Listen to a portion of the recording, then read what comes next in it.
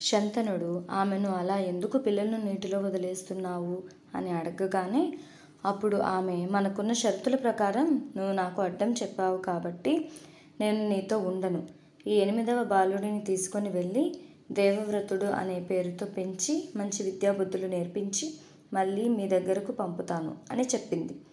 అప్పుడు శంతనుడు ఆశ్చర్యానికి లోనై, ఆ 7 పిల్లలను ఎందుకు నీటిలో వదిలేశావు? ఇతడిని మాత్రం ఎందుకు పెంచుతానని చెబుతున్నావు? ఇలా నేను అడ్డం చెబితే నువ్వు పిల్లలను నీటిలో వదలడం ఆపుతావని తెలిసి ఉంటే నేను మొదటి పిల్లవాడి దగ్గరనే అడ్డం చెప్పేవాడిని. అసలు ఎవరు మీరు? ఎందుకు పిల్లల్ని ఇలా చేస్తున్నారని అడగగా అప్పుడు ఆమె, నేను గంగాదేవిని. వశిష్ఠ మహర్షి శాపం వలన నేను మరియు అష్టవశులనే 8 మంది దేవతలు భూమి మీద జన్మించవలసి వచ్చింది అని చెప్పింది.